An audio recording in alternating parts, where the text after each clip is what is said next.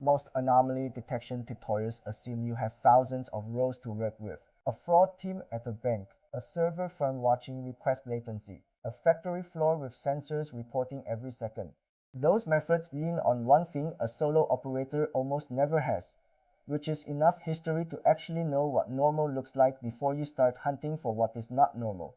I run my own numbers for a few small products, the kind of business where one person is watching signups, refunds, and support tickets in the same spreadsheet. The honest answer is that anomaly detection on a tiny dataset is part math and part does this match what I already know about my business. Neither half works alone. Some weeks the numbers behave exactly like the textbook says they should. Other weeks they don't. And figuring out which situation you're actually in is most of the job. If you have ever stared at a chart with 10 data points wondering whether that spike means anything, this one is for you. If you run a small business, you might have 60 days of daily signups, 12 months of MRR, or a handful of split test conversions. Maybe you sell a subscription, maybe you run a small online store, maybe it is a service business with a dozen clients. That is not a lack of rigor on your part. That is just what a small business looks like. The methods built for big data still work here, but you have to use them differently. And more importantly, you have to know exactly where they break, because trusting them blindly is worse than not using them at all. The classic approach to anomaly detection is the z-score. You take a value, subtract the mean, divide by the standard deviation, and see how many standard deviations away it sits. Flag anything past 2 or 3, and you have got yourself a detector. It is simple, it is well understood, it is the first thing any textbook teaches you, and on a big dataset with thousands of points behind it, it works fine. That math assumes your mean and your standard deviation are stable estimates of the underlying pattern. Numbers you can trust because they were built from enough history to average out the noise. With 10 or 20 data points, they are not stable at all. One unusually good day or one unusually bad day does not just get flagged as an anomaly, it also drags the mean and inflates the standard deviation, which then makes the next real anomaly look normal by comparison. A single outlier in a 10-point series can single-handedly widen your acceptable range enough to hide a second one sitting right behind it. There is a second problem, and it is just as sneaky. With few points, the natural randomness in a small business looks a lot like a signal. If your daily signups usually land somewhere in the single digits, going from 4 to 9 in one day is not necessarily meaningful. It might just be the kind of swing you would expect from a low noisy count, the same way a coin can land heads 3 times in a row without the coin being rigged. Statisticians call this small sample variance. The fewer data points you have, the more a couple of random days can masquerade as a trend or a spike. None of this means the tools are useless. It means you need to lower your confidence in any single flag and raise your bar for what counts as worth investigating. That is the mindset shift here. Not throwing out the math, just refusing to trust it the way a data team with a million rows gets to trust it. Before any formula, plot the raw numbers over time and look at them. I know that sounds too simple to bother writing down, but it is the step that actually catches most real anomalies in a small dataset. Your eyes are good at picking out a day that does not belong, and a formula tuned for large samples often is not, because it was never built with your business in mind. NDTD, a run chart, just the metric plotted against time in the order it happened, does two things a summary stat cannot. It shows you whether a spike is actually a one-day blip or the start of a new pattern, and it shows you whether the number was already drifting before the flag day, which changes what you are even looking at. A detector that only looks at the latest value in isolation misses both of those because it has no memory of the shape the line was already tracing. If you want something a bit more systematic, then does this look off? Use a rolling average and a rolling standard deviation instead of one big average across your whole history. Take the trailing 7 or 14 days, compute the mean and the spread from just that window, and compare today's value against it. Then slide the window forward one day at a time. This matters for small businesses because your normal is not fixed. A product's baseline churn, conversion rate, or order volume shifts over months as you add customers, change pricing, or grow a channel. A rolling window adapts to that drift instead of comparing today against the stale average from 6 months ago, back when your business looked completely different. The trade-off is that a rolling window over a tiny dataset has even fewer points feeding it, so treat any single flag as a prompt to look closer, not as a verdict.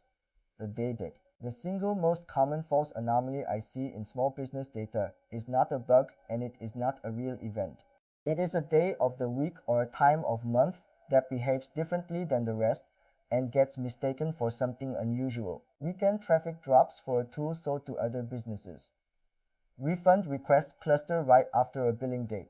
A cohort's activity dips around a holiday every single year. And someone new to the numbers panics about it every single year too.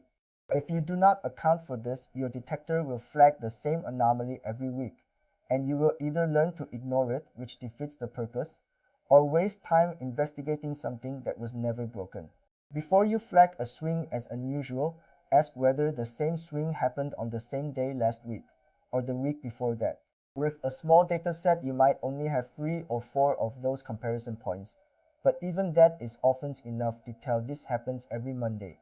Apart from this has never happened before. For a lot of solo operator use cases, you do not actually need z-scores at all. A simpler and more transparent method is to look at percent change from the recent baseline and pick a threshold that matches how much noise your metric normally has based on what you have actually watched it do over the past few months.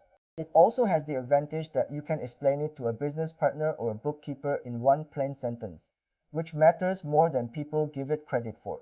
For a metric with big natural swings, like daily signups for an early product, a 20% day-over-day move might be nothing, just an ordinary Tuesday. For a metric that is normally stable, like weekly active users for an established base, that same 20% move is worth a look. You set the threshold by looking at your own history of normal ups and downs, not by importing a number from somewhere else. It is slower to set up than dropping in a generic library, but it is honest about the fact that unusual only means something relative to your own data, not relative to someone else's business. The interquartile range method is a reasonable middle ground if you want something a bit more standard than eyeballing percent change. Sort your recent values, find the range between the 25th and 75th percentile, and flag anything that falls far outside it.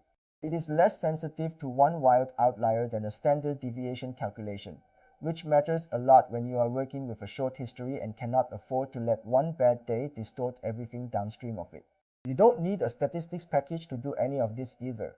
A plain spreadsheet handles it fine, which is part of why it holds up so well at small business scale. Automation earns its keep on the parts that do not require judgment. Pulling the numbers into one place, computing the rolling average, checking against your threshold, and surfacing a short list for you to look at every morning. That is the part that is tedious to do by hand every single day. And it is easy to get an AI tool or a simple script to do reliably, freeing you up for the part that actually needs a human. What automation should not be doing on its own, especially with a small data set, is deciding that something is a genuine problem and acting on it. A flagged anomaly on 15 data points is a prompt to ask what happened that day, not a conclusion you act on automatically. I have had automated flags turn out to be a marketing email that went out a day early, a public holiday I forgot about, or a payment processor hiccup that resolved itself on its own by the next morning. I have also had flags that turned out to be real problems worth fixing. The tool's job is to point, not to decide. A flag is worth investigating when it holds up after you have checked the things that usually explain it away. It is not the same day of week pattern you always see.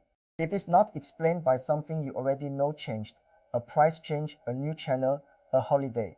And it either persists for more than one day, or comes with a second signal pointing the same direction, like a metric and a support ticket count both moving at once, telling the same story from two different angles. The more of those boxes a flag checks, the more it deserves your attention instead of a shrug. A flag is probably noise when it is a single day, it reverses on its own the next day, and nothing else in the business changed around it.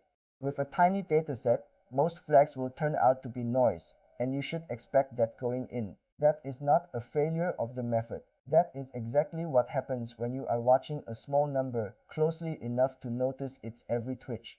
Anomaly detection on a small dataset works best as a habit, not a one-time setup you build once and forget. Watch the trend, know your own seasonality, and treat every flag as a question, rather than an answer. The math will get you partway there.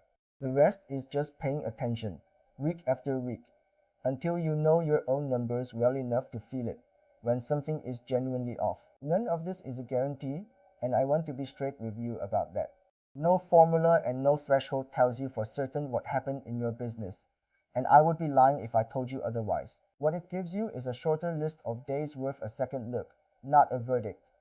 And for a solo operator with limited time, that shorter list is worth having on its own. If any of this sounds useful, every one of these explainers lives in writing at dataresearchanalysiscollection.com.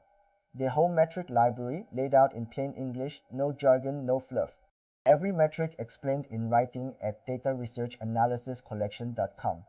And if this helped you make sense of your own numbers, go ahead and subscribe for more.